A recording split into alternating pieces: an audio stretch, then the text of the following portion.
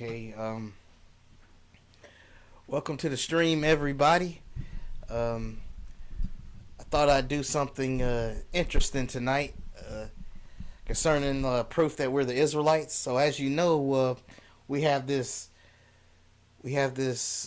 new AI called ChatGPT, right?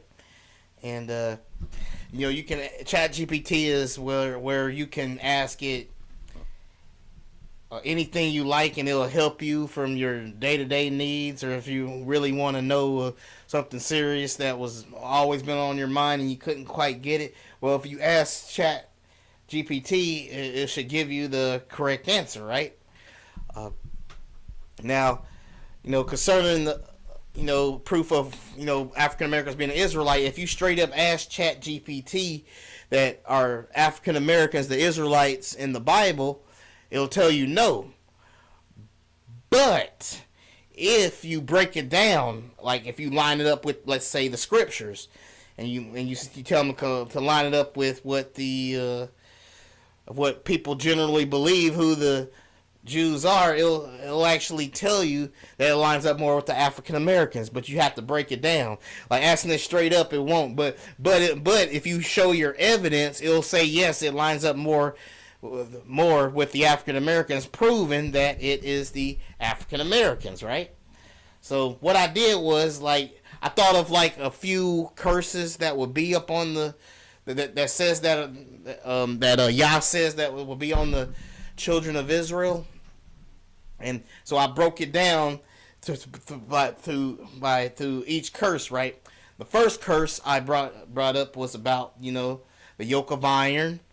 I also brought up the the thing when how one of the curses would be that the men would leave the wife to raise their child on their own, which is part of one of the curses. And I also asked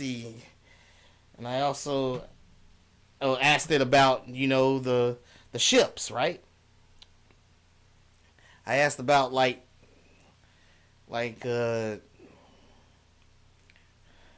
does the being scattered all over the world line up more with the African Americans, or does it already line up with the ones that call themselves the Israelites? And it says it lines up more with the African Americans, right? So here we go here.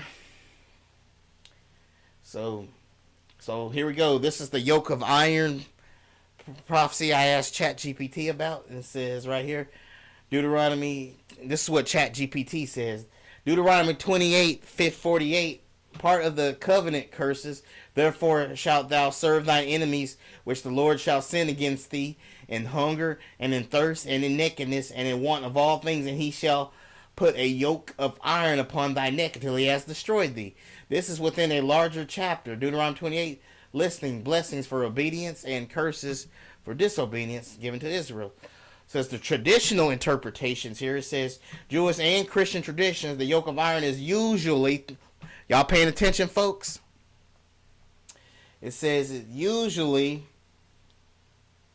yoke of iron is usually understood as metaphorically symbolizing severe oppression, conquest, or captivity, such as the Babylonian exile.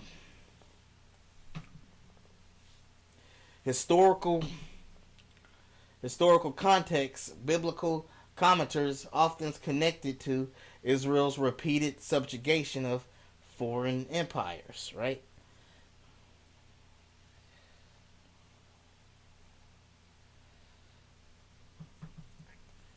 It says African American and Hebrew Israelite interpretations.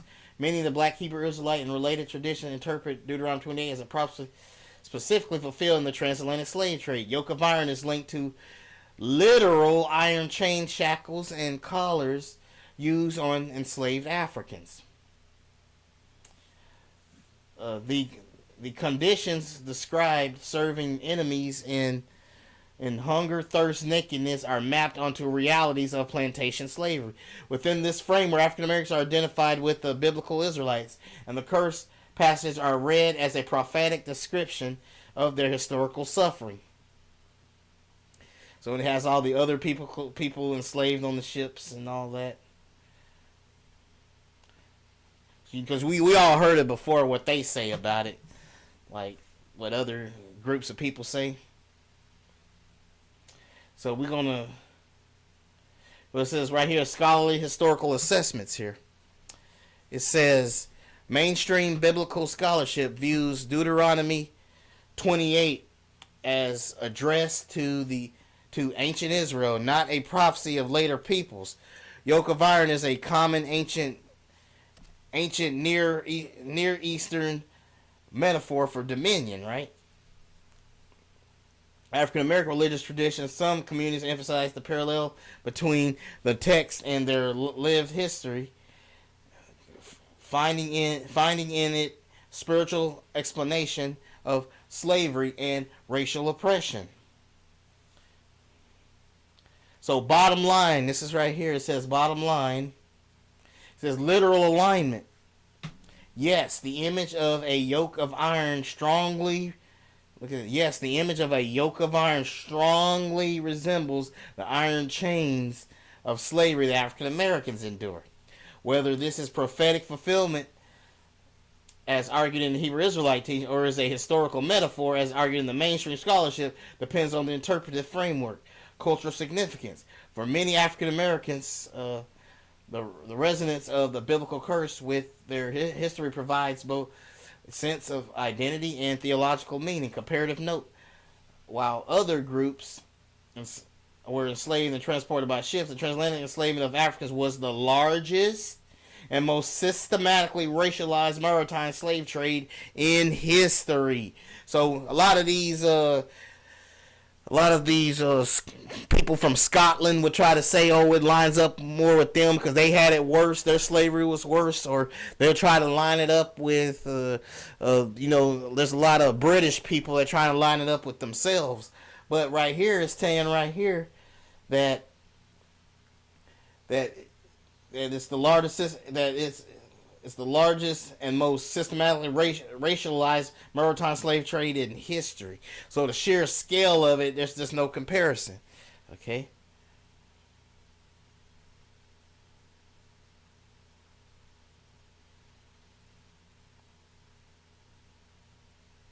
Let me see.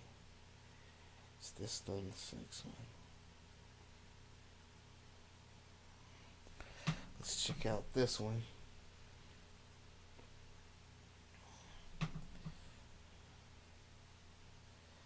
Let's see.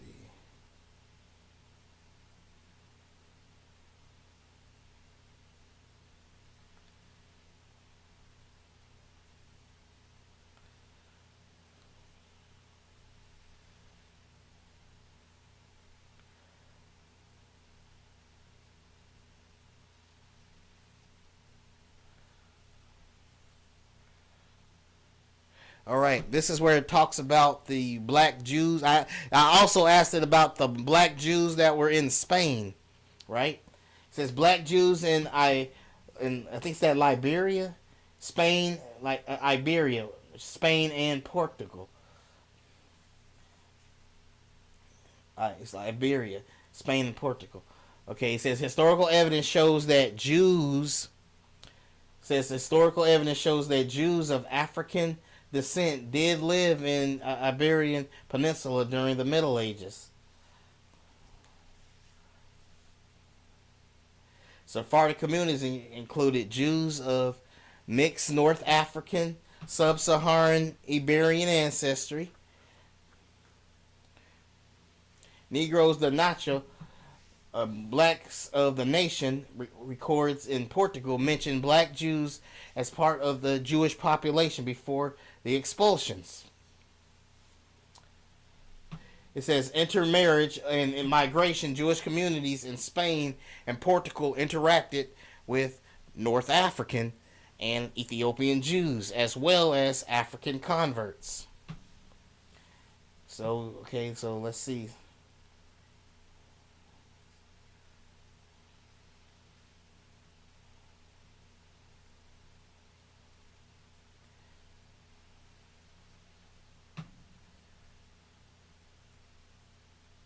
So let's look back right here, y'all. It says right here, Negros de Nacho. It says blacks of the nation. It says records in Portugal mention black Jews as part of the Jewish population before the expulsion. Now, hello, that is some very significant news right there. Now that puts the emphasis on emphasis. It's telling you right there that there were indeed black Jews up in Spain. And remember, Spain and Portugal, they were the first people to enslave us. You know, they was the first people to really start commercialize our slavery like that worldwide, right? Like to really, And it says intermarriage and migration. Jewish communities in Spain and Portugal interacted with North African and Ethiopian Jews as well as African converts. So then it says after the 1492 expulsion from Spain and forced conversion in Portugal, some black Jews were enslaved, deported, or assimilated into broader Afro-Iberian populations. Like, or is that Liberian? Is that Liberian or Iberian? I don't know. Well, anyway, it says the black Jews were enslaved, deported, and assimilated into broader Afro. So it's telling you right here that when they kicked the black Jews out of Spain, in Portugal, right? They dropped them off in West Africa. In West Africa. So that explains the kingdom of Judah on the slave coast. Even though ChatGPT is trying to deny that, it can't help but line it up with that. And so it's like indirectly admitting, like, yeah, it's true, right? So it says, exile to the West Africa. Archival records indicate that some Jews, including Jews of, Jews, oh, my bad, I lost it. Including Jews of African descent were exiled or resettled by Portuguese authorities to the West Coast.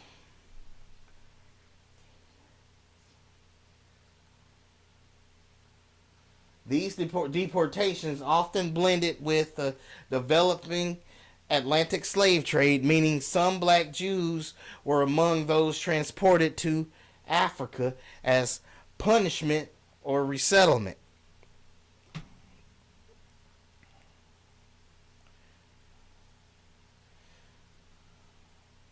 Ashkenazi Jewish origins. The term Ashkenazi comes from the medieval Hebrew word for Germany, Ashkenaz.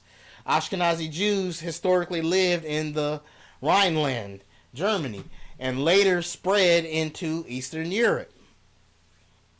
Rooted in Jewish communities of the Roman Empire, Italy, France, and the Rhineland.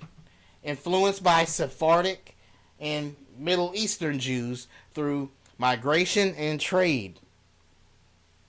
Genetic and historical studies show Ashkenazi Jews descend from a blend of Levantine ancestors, ancient Israelites, and European converts intermarriages, especially in the Middle and Eastern Pyramid. Let's see. Spread after persecution in Western Europe, many migrated eastward into Poland, Lithuania, Russia, Ukraine, forming large Ashkenazi centers. Language and culture, Yiddish, a fusion of Hebrew, German, and Slavic elements. So their language ain't even pure. That's not even Hebrew. That's Yiddish, right? Developed among Ashkenazi Jews in Europe, along with distinct religious customs.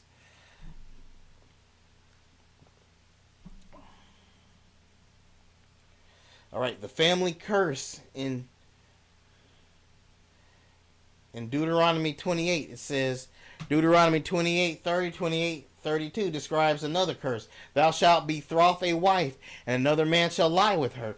Thy sons and thy daughters shall be given unto another people, and thine eyes shall look and fail with longing for them all the day long.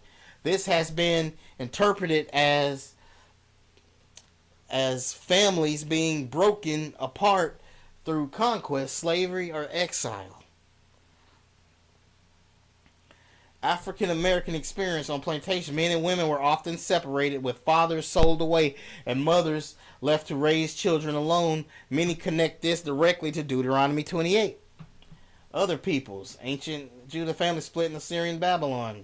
Greece and children were often separated. Roman markets, indigenous people of the American families frequently torn apart by colonial slave raiding and forced Irish indentured servants, some transported without spouses, children left behind. Historical. Okay. We got Tudor Parfitt Studies. Parfitt is a British historian and ethnographer who has written extensively on African and non-European Jewish communities, including the Limba or Southern Africa, the Beta Israel of Ethiopia, and black Jews of the Caribbean Americas. His research shows that black Jewish identities are real and historically documented, though sometimes contested by mainstream Judaism. He emphasized both cultural continuity, oral traditions, practices resembling Judaism, and genetic evidence such as the Limba's Cohen modal haplotype. While not every claim made by groups about Israelite descent is universally accepted, Parfitt's work is taken seriously in academic circles and has broadened recognition of black Jewish history. So he definitely, this scholar, Tudor Parfitt, he's taking it very serious of, black Jewish history. So mainstream biblical scholarship sees these verses as describing the trauma of Israelite defeat and exile in antiquity, not necessarily foretelling later groups. African American religious traditions emphasize how eerily the family separation curses parallel the transatlantic slave trade and Jim Crow era. Economic curses in Deuteronomy 28.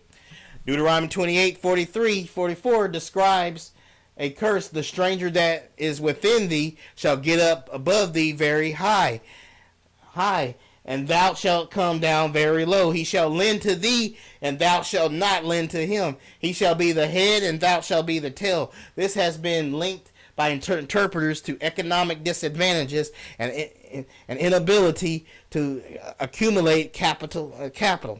African American experience for centuries after slavery, African Americans were systematically excluded from lending institutions, property ownership, and wealth building tools through slavery, sharecropping, Jim Crow laws, redlining, and discrimination in banking.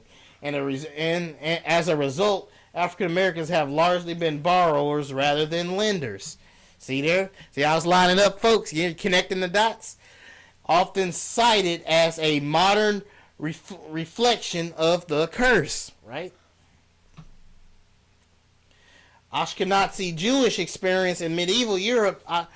Ashkenazi Jews were historically restricted from land ownership and many trades, but paradoxically were often forced into money lending by Christian authorities. Over time, some became associated with finance and lending, which is the opposite of the curse as written. See, it's opposite of the curse. But I love that word. It says they were historically restricted from land ownership and many trades, but paradoxically were often forced into money lending by Christian authorities, right? They were forced into money lending, okay? At the largest scale, African Americans as a population have experienced systematic inability to lend or control capital, whereas Ashkenazi Jews historically developed niches in finance precisely because of discriminatory restrictions. Thus, the African American experience lines up more directly with this specific Deuteronomic curse. See, there you go. More proof, ladies and gentlemen. Okay, so it says right here, here's the bottom line. Right, this sums up everything we know from so far, what it says. Bottom line, it says literal alignment. The curse of broken family resonates strongly with the African American experience of slavery, where forced separation was common. Other groups, many peoples in history have endured family breakups under slavery or exile, but there's a huge but. You hear that, Mr. Indentured Servants?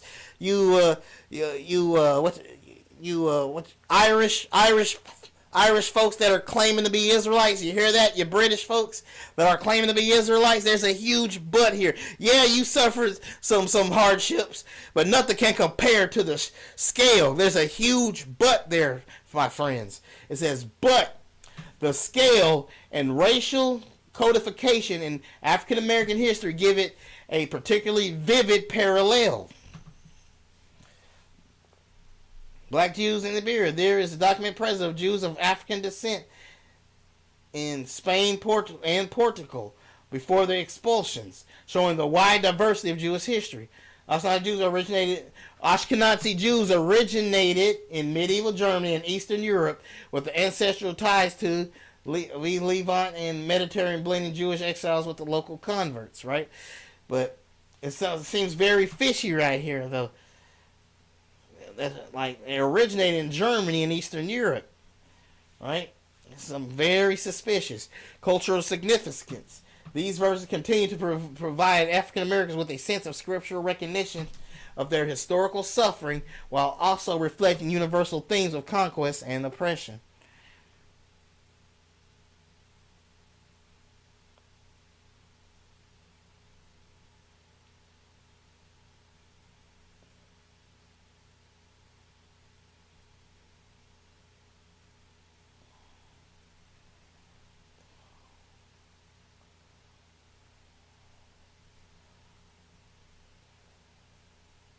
So I was really testing ChatGPT and trying to break it down as hard as I could. I kind of wonder, will this carry over to, because I'm searching this stuff, I wonder will it kind of carry over to the overall algorithm of ChatGPT, and then eventually the truth will come out just by me looking this up. It makes me wonder, folks. I'm just saying.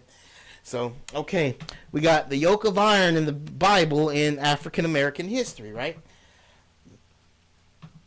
Okay, we got Deuteronomy 28:48.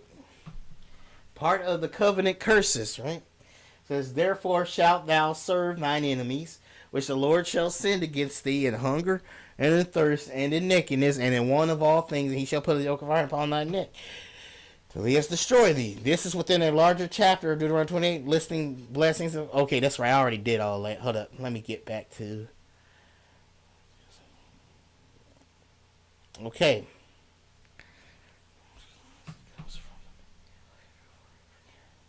Okay, it says, etymology, it says, this is the Jewish origins right here. It says the term Ashkenazi comes from the medieval Hebrew word for Germany.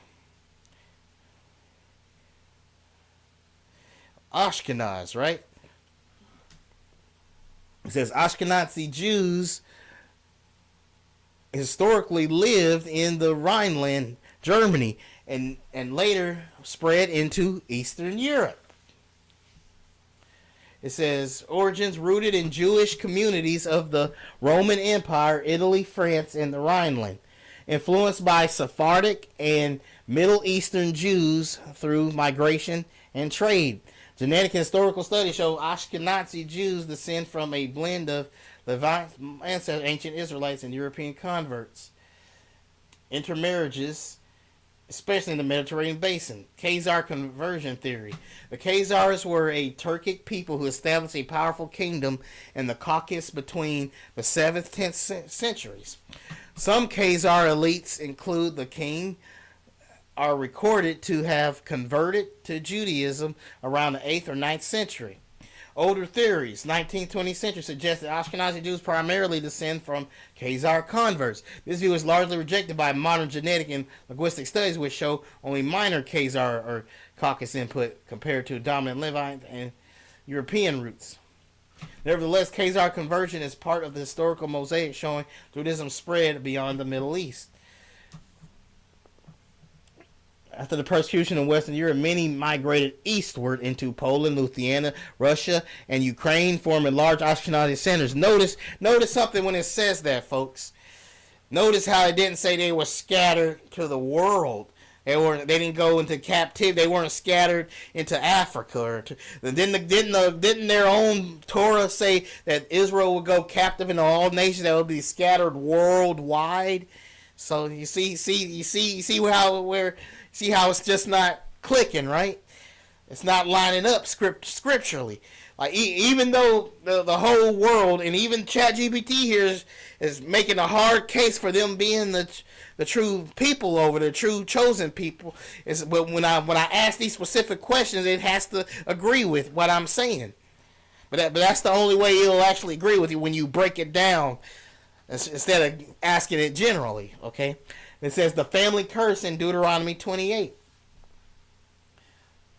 Okay, let's see. It says. Let's see.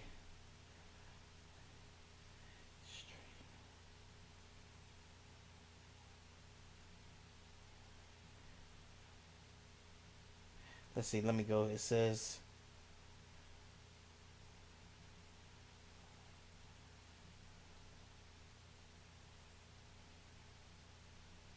Okay. It says. African American experience for centuries after slavery. African Americans were systematically excluded from lending institutions, property ownership, and wealth building tools through slavery, sharecropping, Jim Crow law, redlining, and discrimination in banking. As a result, African Americans have largely been borrowers rather than lenders. Remember that curse: he shall lend to thee, but thou shalt not lend to him. Remember it says that? Often cited as a modern reflection of the curse. Ashkenazi Jewish experience. In medieval Europe, Ashkenazi Jews were historically restricted from land ownership and many trades, but paradoxically were often forced into money lending by Christian authorities. Over time, some became associated with finance and lending, which is the opposite of the curse as written. At the largest scale, African Americans as a population have experienced systematic inability to lend or control capital, whereas Ashkenazi Jews historically developed niches in finance precisely because of discriminatory restrictions. Conclusion, folks. Thus, the African American experience lines up more directly with the specific Deuteronomic curse. Thus, the African American experience lines up more directly with the specific Deuteronomic curse. Ain't that amazing, folks? Ain't that amazing, folks? Telling the truth here, ain't we? Ashkenazi Jews and curse. Biblical reference: Isaiah chapter 11, verse 11. It says, and other passages mention God regathering his people from lands including Cush, often identified with Nubia, Sudan, or Ethiopia, right?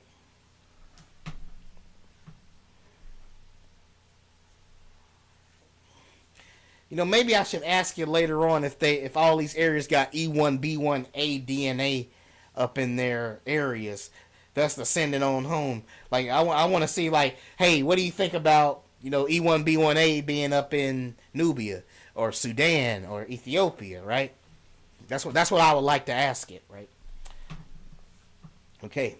It says Ashkenazi Jews. There is historical evidence of Ashkenazi Jews settling in Cush. There is little historical evidence of Ashkenazi Jews settling in Cush, Nubia, Ethiopia, Sudan at any large scale. You see there?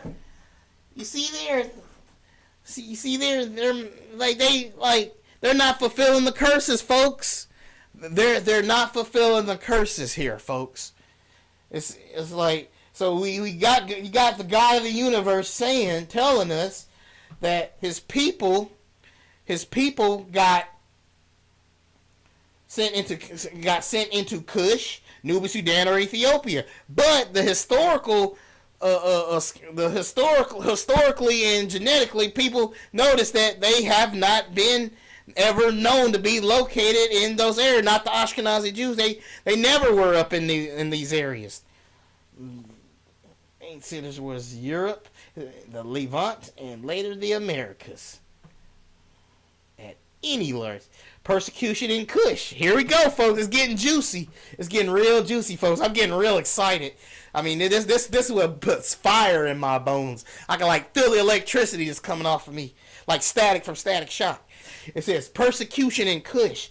It says while Ethiopian Jews, Beta Israel, experienced while Ethiopian Jews, Beta Israel, experienced discrimination in Ethiopia, this was not Ashkenazi Jews, but a distinct indigenous Jewish community. Ashkenazi Jews have not been known to suffer biblical style persecution in Cush regions because they were not historically present there in significant numbers. Oh, we got somebody. Oh yes, we got a commenter. Dante Crane. Oh yeah. Oh yeah. Thank you. Good to see you, Dante. How you been, bro? Oh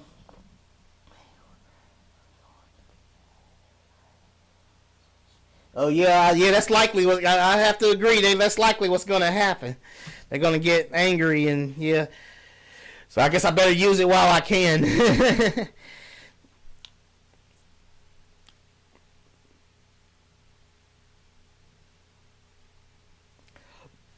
It says, okay, right here it says, alignment with Deuteronomic curses. The curses described in dispersion and regathering from Cush align more naturally. This is the ChatGPT talking, folks.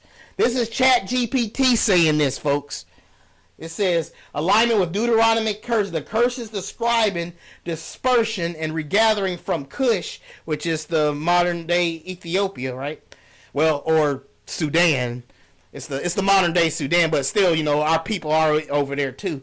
But anyway, it says the curses describing the dispersion and regathering from Cush align more naturally with African American or Middle Eastern Jewish communities like Beta Israel, which means Ethiopian Jews, rather than Ashkenazi Jews, since the latter were centered in Europe.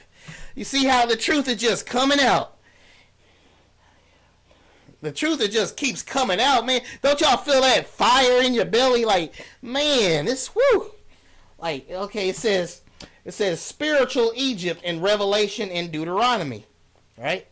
It says Revelation 11, verse 8. It describes Jerusalem as the place where also our Lord was crucified, but symbolically called Sodom and Egypt, understood by many interpreters as spiritual Egypt, representing oppression, bondage, and idolatry, right?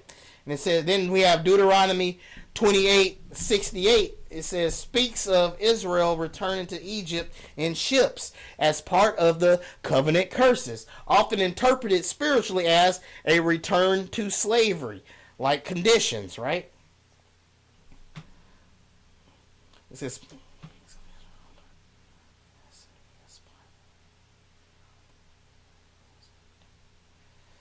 African American interpretations. Many link spiritual Egypt with the United States, being seen parallels between the bondage of ancient Israel in Egypt and the transatlantic enslavement and oppression of Africans in America. The imagery of ships, yokes, and forced servitude reinforces this parallel. Other perspectives. Traditional Christian commenters typically see spiritual Egypt as a symbol for oppressive world powers broadly, not tied to one modern nation.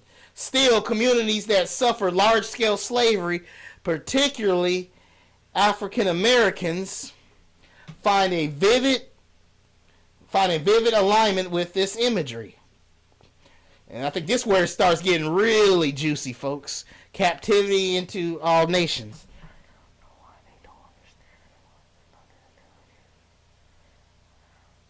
Exactly, Dante. It's biblically, African history, right? Like, it straight up says up in War Scroll chapter 1, 3 through 10, from the Dead Sea Scrolls, that Yah is fighting them. God is fighting them, right? Yah is fighting the sons of Japheth, the one they call God. For those that don't understand, the one they call God, Yah, the one they call God. He says that the sons of Japheth will be fighting him. This is after the 1,000-year reign. So y'all think about this for a second. Y'all think about this for a second.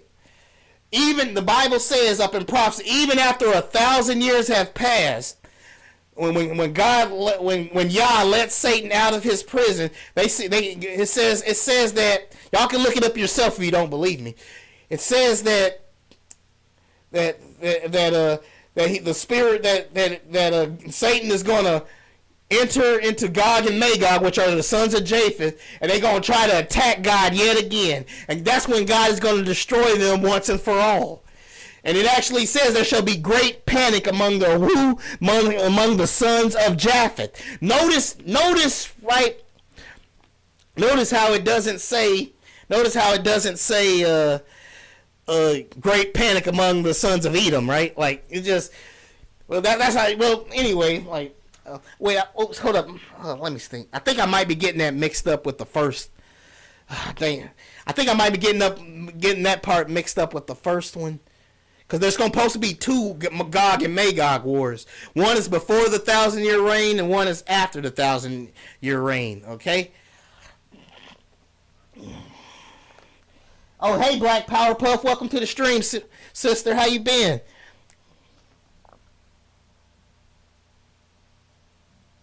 Yeah, that's a great question. Yeah, and I've heard a lot of people say that, right? I even have that up in my videos of my Optimus Prime videos. I actually have the symbol, the like in one of the pictures I generated that where what's his name? Megatron. Megatron actually has the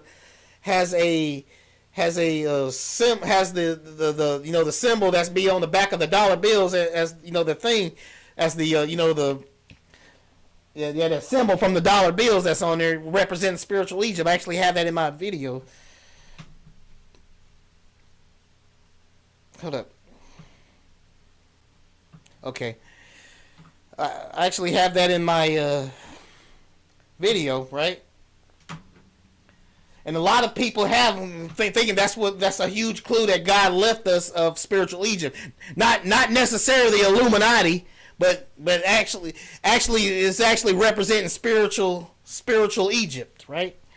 So back to this, it says, all right, we're going into the captivity into all nations. This is where it gets juicy, folks.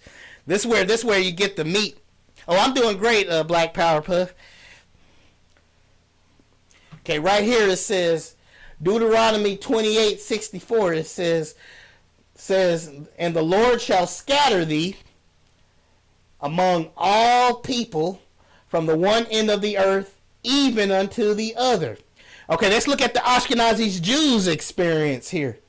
It says, over 2 millennia, Ashkenazi Jews were dispersed widely across Europe and later into Americas and Israel, right? It says they faced persecution, pogroms, and the Holocaust. However, y'all hear that?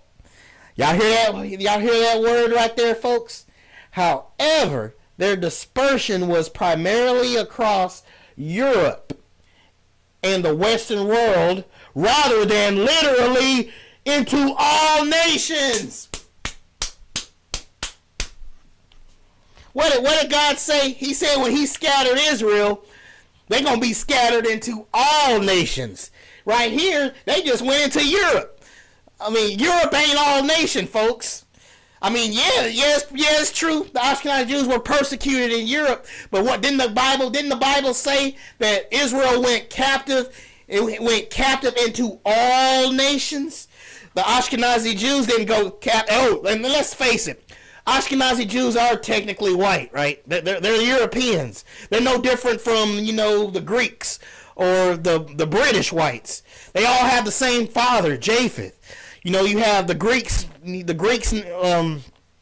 white Greeks, their biblical name is Javan, right?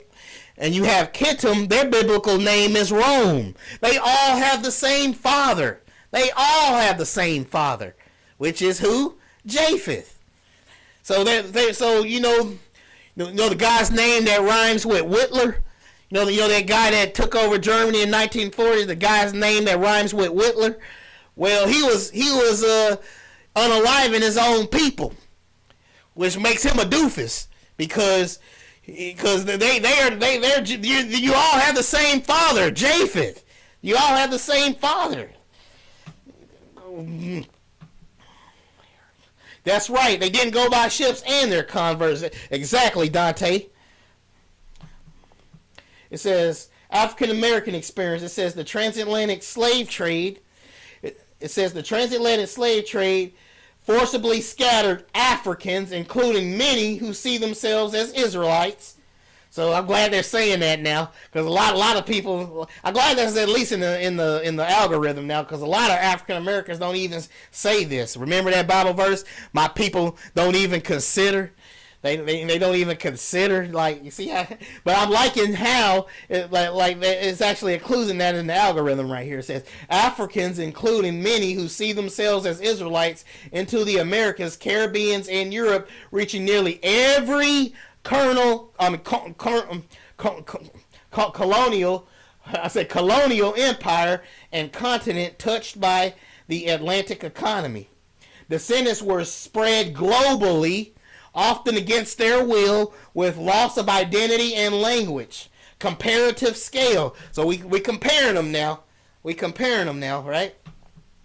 Both groups endured dispersal, but the African American diaspora through slavery was uniquely global in scale and involuntary nature, aligning strongly with the imagery of being carried captive into all nations. Ding, ding, ding, ding, ding, ding, ding, ding, ding, ding, ding, ding, ding, ding. Cue the victory music. Bum, bum, bum, bum, bum, bum, bum, bum. Dun, dun. Okay, quiet. But you get it, right? Cue the victory music indeed with that one. Like, that's... It says... I want to read that one more time for the doofuses in the back that didn't hear it, that didn't get it. Let me read it one more time for the doofuses, for those that are in elementary school that say we ain't the Israelites. All these white supremacists that say we're not the Israelites. All these, I ain't gonna say his name because he just passed. The CK guy that just passed. Well, all the Richard Spencers, all the David Dukes. All the Nick Fuentes, are you listening? Are you listening? Comparative scale. Both groups endured dispersal. But the African American diaspora through slavery was uniquely global in scale and involuntary nature, aligning strongly with the imagery of being carried captive into all nations, not just Europe. All nations into all. I wonder if y'all can see that. Let me hold up. Where's that chat at? I want y'all to read that and move the chat. I'll move y'all chat out the way just because I want everybody to see that. It says involuntary and aligning strongly with imagery of being carried captive into all nations. Right? It says, okay, here it says ethnic lineages and prophetic identities. So we have, excuse me. So we got Genesis 9:27 here. It says, God shall enlarge Japheth, right, which is the European, and he shall what? Dwell in the tents of Shem, and Canaan shall be his servant. And it says some interpreters use this verse alongside passages like Zechariah 9:6. A bastard shall dwell in Ashdod, to draw connections between modern peoples of peoples and ancient lineages. And it says Palestinians as Canaanites. Within certain interpretive traditions, Palestinians are identified with the Canaanites due to their historic residence in Ashdod and Philistine territories. All Philistine means, folks, is land of the. All Philistines mean is land of the. No, I mean, my bad. All Palestine means is land of the Philistines. That's all it means, folks. Okay. And it says Ashkenaz as Japheth. You know, it's talking about Ashkenaz as Japheth in Genesis 9:27, right? It says because Ashkenazi Jews trace much of their history to Europe, associated with Japheth's descendants, right? Some view them as representing Japheth dwelling in Shem's tents, taking on Israelite identity. Shem's line remains identified with the original Israelite and Semitic people of the Bible. Caution: mainstream scholarship does not equate modern ethnic groups directly with biblical genealogies. These identifications are interpretive, often arising in religious or polemical contexts, and should be handled with care. Yeah, you better be handling it with care. Because it started to expose them, yeah. So here we go. I know it's almost like ChatGPT is kind of getting nervous right there. I don't know if it's just me, but okay. It says Jerusalem trodden down by Gentiles, right? It says Luke 21:24. It says Jerusalem shall be trodden down of the Gentiles. Remember, Genesis 9:27 says that that Japheth are the Gentiles, right? It didn't even call the Arabs Gentiles, because they're technically our brother, because they have Shemitic blood like us, right? The Arabs have Shemitic blood like us, right? So you notice how it calls the sons of Japheth specifically Gentiles, and look what it says about the Gentiles right here. You remember, you have to come through the bloodline of Shem to be the bloodline descendants of God's chosen people, right? You have to come through Shem, not Japheth. But even the Arabs have Shemitic blood like we do, right? It says Jerusalem shall be trodden down of the Gentiles until the times of the Gentiles be fulfilled, which means until the end of time. That's and because their time is going to be fulfilled right until the end of time. So that's what God is talking about right there. So right now you have God saying Jerusalem is being trodden down by Gentiles. Right now the Ashkenazis are trodden down Israel, right? And it says historical fulfillment for centuries. It says It says historical fulfillment for centuries. Jerusalem has been ruled or occupied by Gentile non-Israelite power: Babylonians, Persians, Greeks, Romans, Byzantines, Arabs, Crusaders, Ottomans, and the British. Genesis 9:27 connection. Some interpret Japheth dwelling in Shem's tents as Gentile powers occupying and ruling Jerusalem, the inheritance of Shem's line. Modern identification. Interpretive traditions vary. Some see European colonial powers, others point to Arab Muslim control, and still others do international intervention as the Gentiles who have trodden Jerusalem. It says alignment, right? It says historically, the statement most directly describes the long sequence of non-Israelite dominations of Jerusalem, which resonates with both Genesis 9:27 imagery, Japheth enlarged, Canaan subdued, and with modern. Let's read that one more time. Historically, the statement most directly describes the long sequence of non-Israelites' domination of Jerusalem, which resonates with both Genesis 9:27 imagery, Japheth enlarged, Canaan subdued, and with modern political religious debates. says, bottom line, literal alignment. The curse of broken families resonates strongly. Okay, let's see. Okay. Or did I read this one already? It says cultural significance. These verses tend to provide African Americans with a sense of scriptural recognition of their historical suffering, while also reflecting universal themes of conquest and oppression. So let's move on to the next part. Let's see. Let's move on to. Oh, okay, I think that's it right there, ain't it? Am I?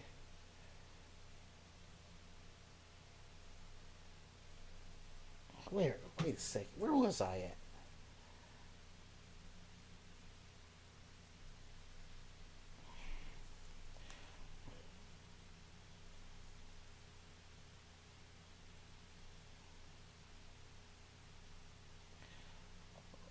Okay, here we go.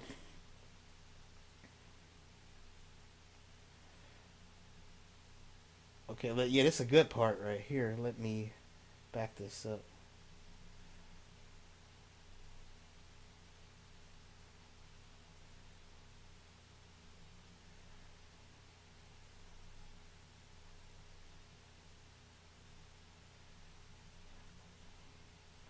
Let's see if I.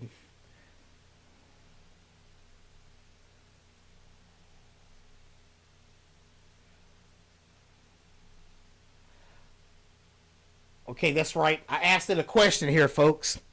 I said, using all this is my question I asked ChatGPT here, folks. I said, using all the evidence so far, are descendants of African American slaves Israelites? That's what I asked ChatGPT, folks. I said, well, after all the evidence. Now, if you ask ChatGPT, I want to remind folks, when you go to chatgpt.com and when you ask it straight up, are African Americans the Israelites, it's going to tell you no. But if you break it down by scripture and evidence and make it comparative to what the Ashkenazis believe, let's see what happens here. Then when that happens, okay.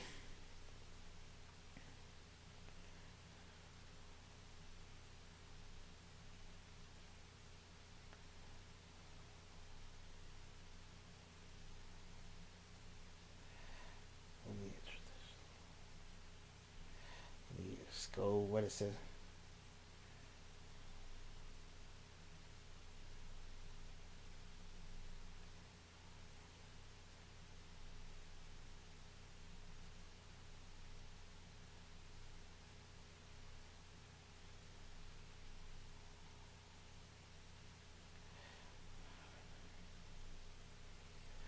Okay, it says. All right, it says. Okay. Let me see. Where did I put that at? Okay. Let me go back up here right quick. Okay.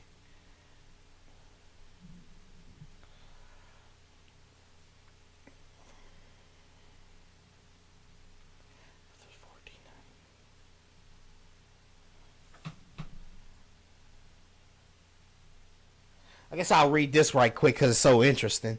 I think I already read this, but I think I'm going to read it again. It says, exile to West Africa. Archival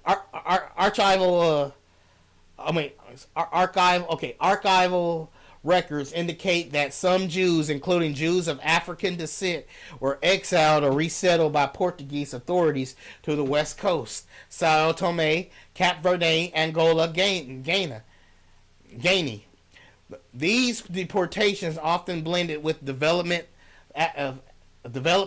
Atlantic slave trade, meaning some black Jews were among those transported to Africa as punishment or resettlement. So ain't that amazing? It's like, I wonder when they did that, were they trying to get us confused, thinking we were just Africans? Like, because they said they exported us from Spain and Portugal, and they dropped us off in Africa, making us think that we was African Hamite, which we weren't. So that see how they try to pull the wool over your eyes. That's what I'm thinking is going on right here.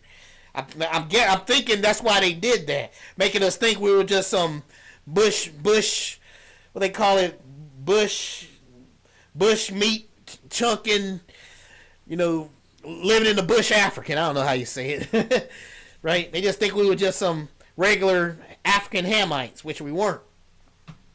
Africans enslaving and selling black Jews. It says historical sources indicate that some African groups participated in the capture and sale of enslaved people, including individuals of Jewish descent who had been deported or exiled to the West African coast. Once in regions like Senegambia, Angola, and Gold Coast, these communities sometimes labeled as Jews or Portuguese. Wow, they had another name too. I didn't know that. They had another name. It says they called them Portuguese nations. So not only did they call us Jews, some nicknamed us Portuguese nations. Wow, very fascinating, interesting. Or vulnerable to slave raiding. Local African rulers, merchants, and middlemen often worked with Portuguese and other European traders, selling captives, regardless of religion, into the Atlantic system. Thus, it is historically plausible that black Jews were among those enslaved and sold by Africans, along with many other groups.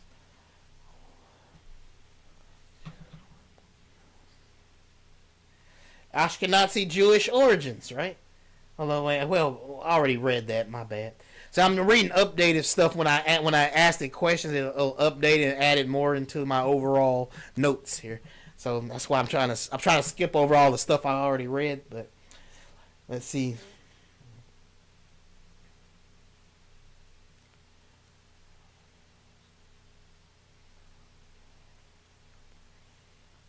Okay.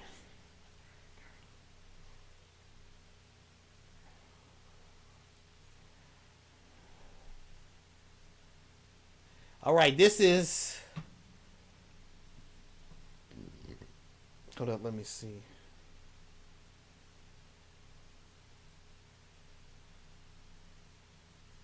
This is Tudor Parfit. This is a scholar, Tudor Parfit, right? It says, many of Parfit's findings have been supported by genetic studies. The lemma showing clear links to the Middle Eastern priestly lineages. So not only were they're Israelites, the Lemma tribe were priests. Now they had so much DNA proving that they were Israelites. They were considered priests, the Lemma tribe, right? And Beta Israel's practices parallel. So and Beta Israel, which is Ethiopian Jews, a lot of them were considered priests too, descendants of Israelite priests, right? Historical records also confirm the presence of black Jews in Liberia, Africa, and the Middle East, aligning with Parfit's work. While some details are debated, the court claimed that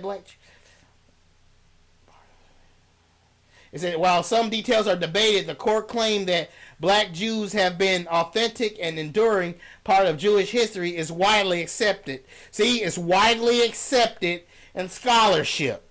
So the scholars are saying we're Israelites. The evidence is speaking for itself, folks.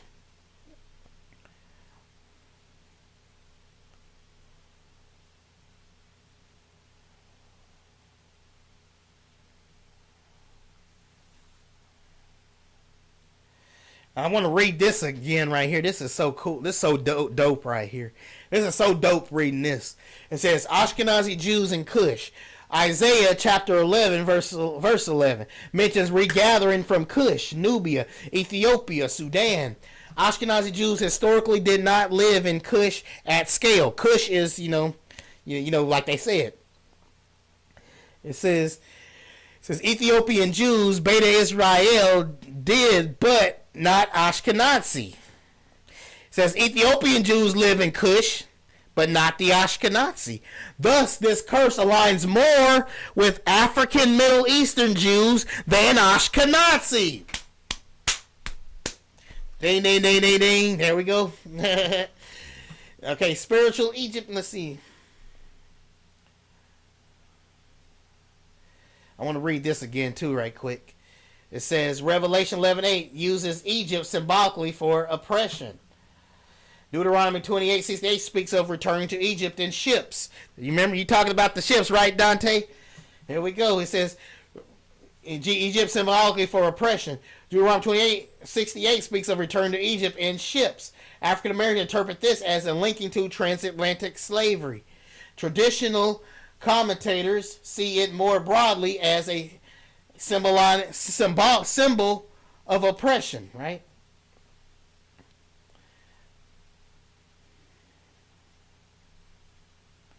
Okay, let's go into... Oh, we got a comparison chart here. Okay.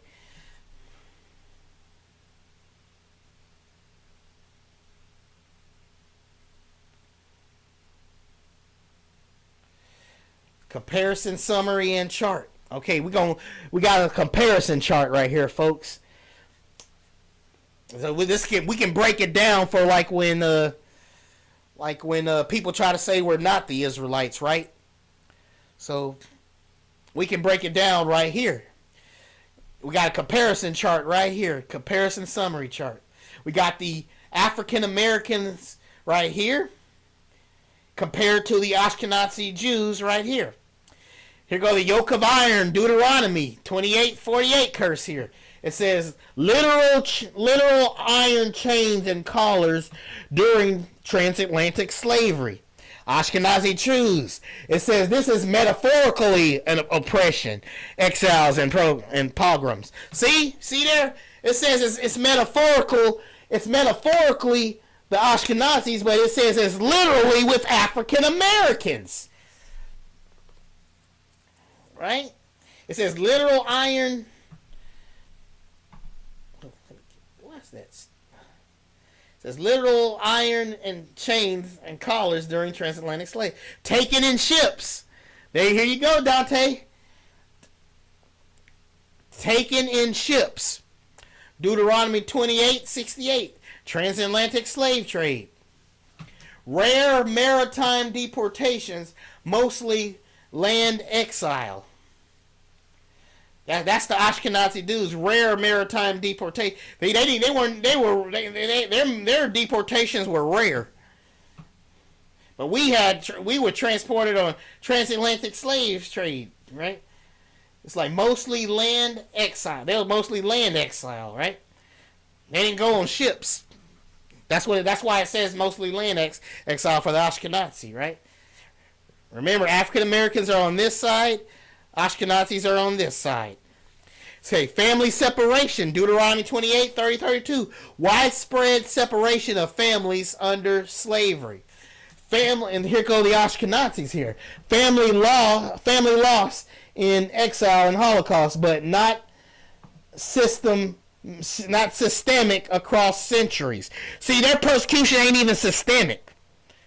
You see that? It says their persecution, and how often do we hear that in the media? That we have systematic racism against African Americans. But it said, but what's happening to the Ashkenazi, it's not systematic. It's not systematic with the Ashkenazi.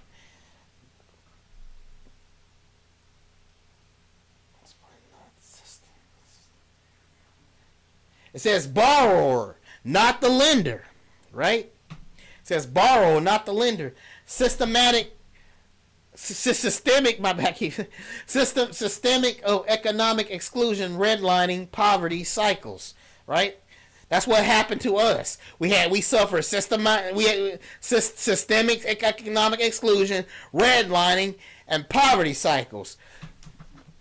Restricted from what the land ownership, but often became lenders and financiers under Christian restrictions. Often became lenders. Listen to this. That's the key right there. But often the Ashkenazis often became lenders and financiers. So they have no problem with lending money out. But God said this curse that's supposed to be on the Israelites said they will not be able to lend to people like that. So the curses do not line up with them.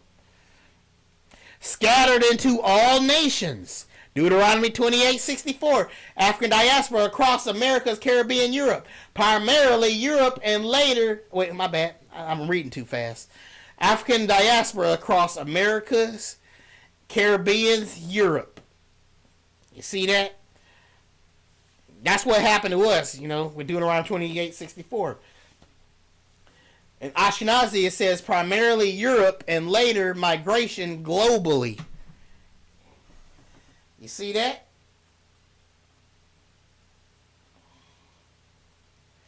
But primarily Europe. See, it says primarily Europe.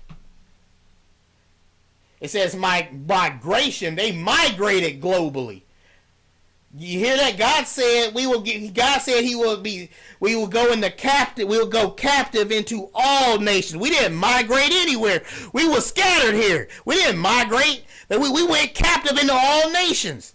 But it says they primarily went in. They primarily went captive into Europe. Primarily. You can't just go primarily captive into Europe. The Bible said the Israelites went captive into all nations. So the prophecy does not line up with them. They are lying. They are lying. It says, oops. And it says not in Cush at a scale. In Isaiah 11, in Isaiah chapter 11, verse 11, African roots, Cushite for Africans, It says Cushites presence, Ethiopian, Sudan. Little to no historical presence. The Ashkenazis have little to no historical presence in Cush. Spiritual Egypt and ships. Deuteronomy 28:68. Clear resonance with slavery to the Americas. See right here. See, listen to this. I'm getting too far ahead of myself. Let me slow down a bit. Slow down, Emery, so they can process this. So we all can process this. We have spiritual Egypt and ships. Deuteronomy 28:68. It shows a clear resonance with slavery to the Americas. Right? That's for the African Americans here. It's for African Americans. It says clear resonance with slavery to the Americas. With Ashkenazi Jews, it's seen only as metaphorically. So conclusion. Who are the Israelites today? See, we finna get the answer. ChatGPT finna tell us the answer. Conclusion. Who are the Israelites today? And it says weighing, my bad, let me go back up.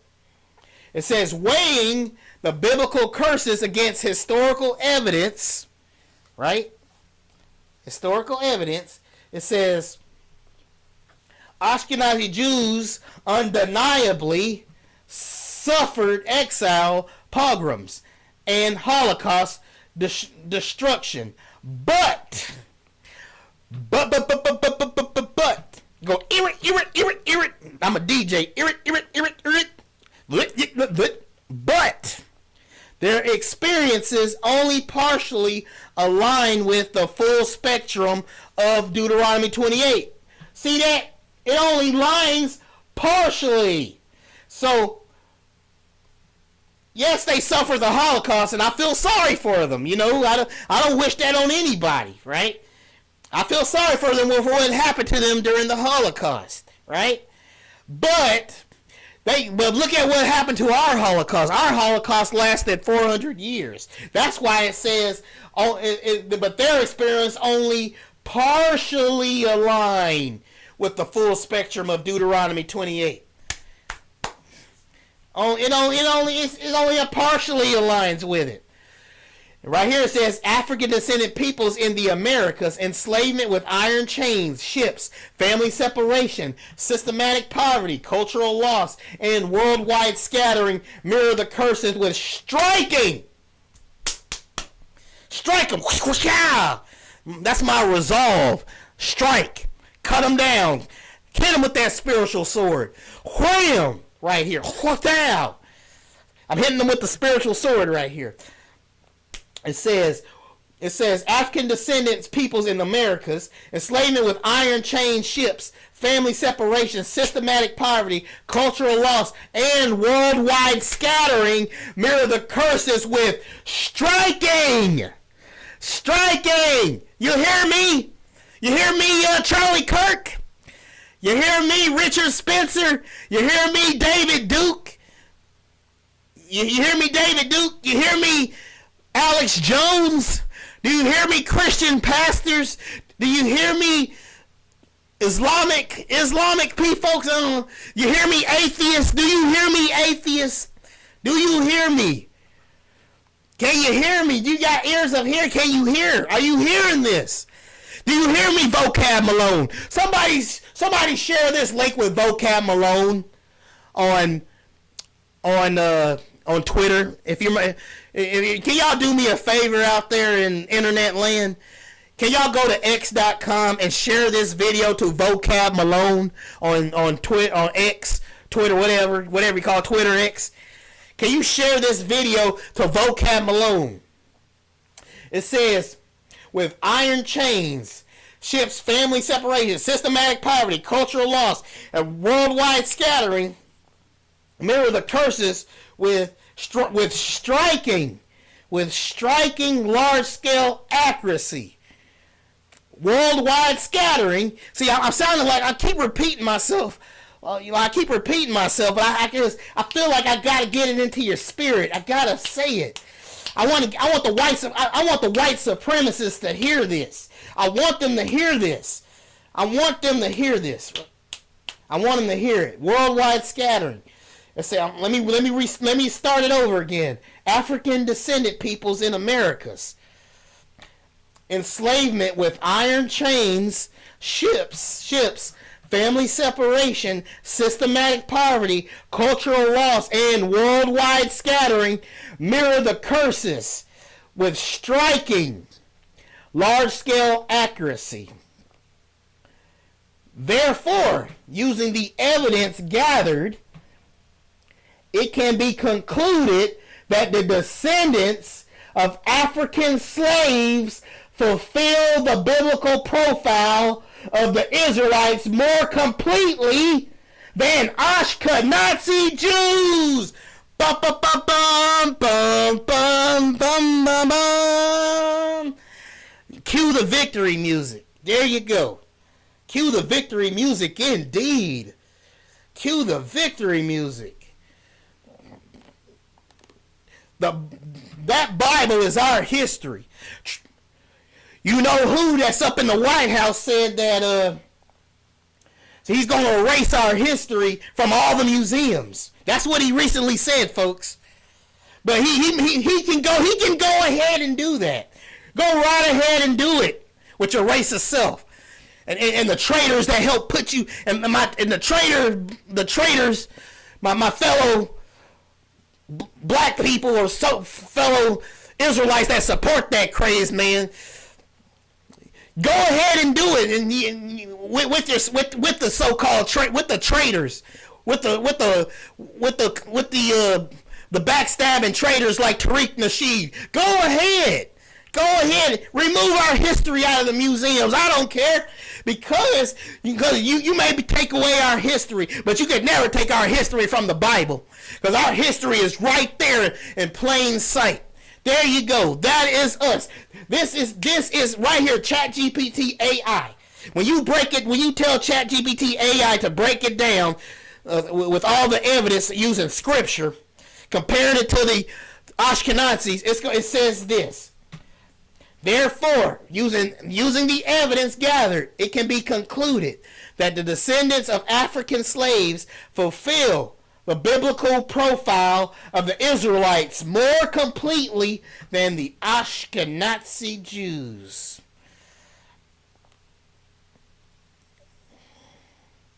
So that's a wrap, folks. We're the Jews, right? We're the Jews. That is us in that Bible. That's us. We're God's chosen people. This is why we went into captivity.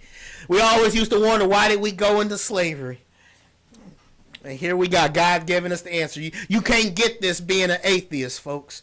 You can't. They can't do. They it can't. Being an atheist does nothing for me. It doesn't give me It doesn't give me hope like this. It doesn't give me any kind of hope of why we suffer the way we suffer. It doesn't. Being an atheist does nothing for me. It doesn't give me the type of hope and feel of completeness. You know, it doesn't. Being an atheist doesn't shut down white supremacy like the Bible does. The Bible wastes no time in shutting down white supremacy, folks. It wastes no time shutting down white supremacy. In Genesis, it says so in Genesis 10. It says so in Genesis chapter 10, 1 through 5. That Japheth, aka the Europeans, are Gentiles. They are not God's chosen people. They are not the main character of this story. In fact, they're the antagonist. They're the villain of the story. They already have everything. When you watch a good anime or a story, the hero always starts from the bottom and he rises to the top. That's what makes a good story, make it relatable. You can't start off with somebody just having everything. See how very shallow these white supremacists are? How are you the ultimate race, Richard Spencer? How are you the ultimate race, Nick Fuentes? How are you the ultimate race? How are you the ultimate race, David Duke? The Bible shuts down white supremacy in the first book, up in Genesis. It says you are Gentiles. You must come from the bloodline of Shem to be God's chosen people. That's just a fact. And for all the, I'm not saying this to hate on all white people. I know not all white people are like that. But as a nation, this is what's, as a nation, they're not God's chosen people. No, they're not. Even though the devil lies and tries to make it like they are the chosen people, they're not. And they're very shallow. You notice that they're very shallow. Ain't humble neither. They walk around going whap pow, whap pow, whap pow. They get up and they put on they alt-right MAGA hats, or they put on they robes, their robes, and they go whap pow, whap pow, whap pow, whap pow. God did not choose you, just like it says up in War Scroll chapter 1, 3 through 10, which is confirmed by the scholars, right? Okay. So, all right, y'all folks. Now I'm done ranting. I thought maybe I could show y'all a little bonus. Let me see. Where's that thing at? Okay, I think I'll show y'all a little bonus things right here. Just right quick. Let me see. Show you something. Even though the chat GPT tried to resist me showing that the Muslims is the beast, that Islam is the beast kingdom that God warns about. But I got a lot of evidence that says that Islam is the beast kingdom that God warns about. Now, I do believe Gog and Magog are Japheth. They will attack, without a doubt. They will attack Israel. But I believe that if I put in all the evidence together, the white people that are white people, Japheth is going to convert to being Muslims. They converted to being Muslims when I put all the evidence together, right? So there's that. But let's see. Let me see.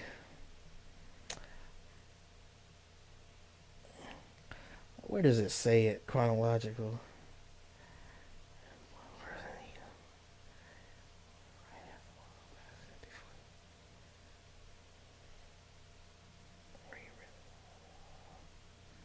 Let's see.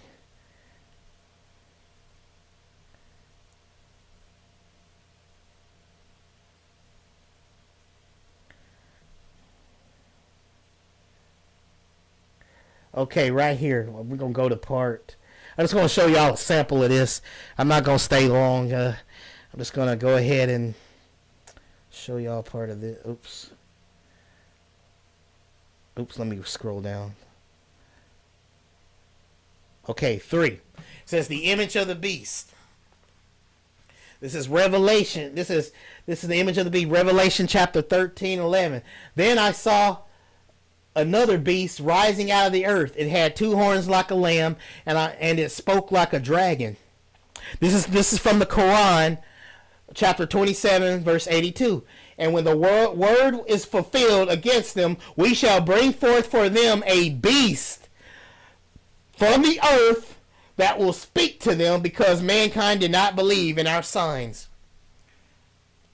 Revelation 13:15. And it was allowed to give breath to the image of the beast, so that the image of the beast might even speak, and might cause those that would not worship the image of the beast to be slain. The beast of the earth. This is Hadith Ibn Maj 4067. It says the beast will emerge and it will brand the people. That's what it says in the Quran, folks. This is what it says in the Quran, folks. So that Roman, that the beast kingdom is the Roman Catholics, and it's the Pope. The Pope is the beast kingdom. That's not true. That is a fat lie. It's not true, folks. That is a fat lie. The evidence speaks for itself if you just look for it. And it ain't popular to say, but the beast kingdom that God warns about is Islam. And it says so in Hadith Ibn Maj 4067. The beast will emerge and it will brand the people. This one, O believer, and this one, O disbeliever. If you're still on this earth, you better be the disbeliever, so you don't get your head chopped off. We got Revelation chapter 13:16 through 17, and it causes all, both small and great, both rich and poor, both free and slave, to be marked on the right hand and on or the forehead, so that no one can buy or sell unless he has the mark that is the name of the beast or the number of its name. We got beheadings of the saints. Revelation chapter 20 verse 4. Then I saw thrones. Seated on them were those to whom the authority to judge was committed.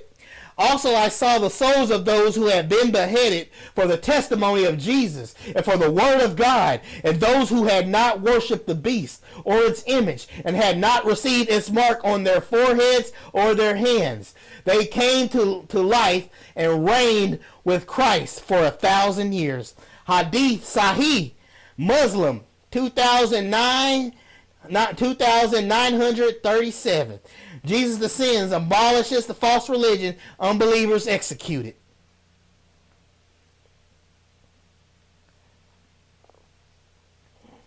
So that's what this Muslim hadith says that their false Jesus is going to do, right?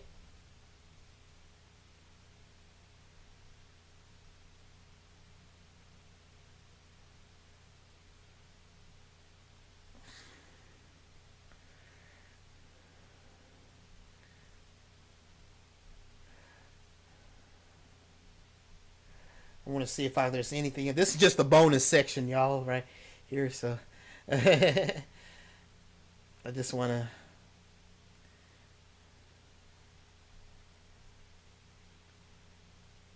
Let me see.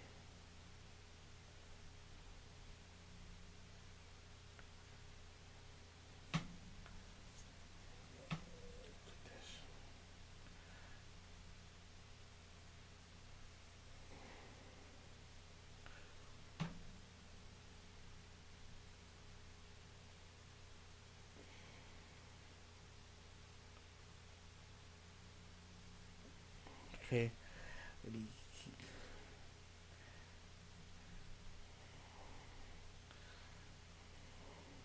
Well, I think that's it, folks. Sorry about the keep, y'all, but well, anyway, I had asked it like, which does this lines up more with, Islam or the Roman Catholic faith? but it actually told me it lines up more with the Islamic faith thing right there. So there's that. So I'm just going to go ahead and end the stream now. I want to thank Black Power Puff. Thank you, sister, for commenting. I really enjoyed your input. It was some great question you asked. Thank you, Dante Crane, as well, for commenting. You also, I like how your input about the ships, and I covered the ships on here too. So I appreciate you both. I appreciate all of you who enjoyed the stream as well. You guys know what time it is. Just remember to live every day in victory. Well, how did I go? My bad. I almost forgot my how to close out. All right, folks. You know what time it is. Remember to live. It says, remember to live every day in victory, folks. How did it go? Remember to live every day in victory, folks. So till next. So remember to live every day in victory, folks. So cue the victory music. And remember to always live in victory. And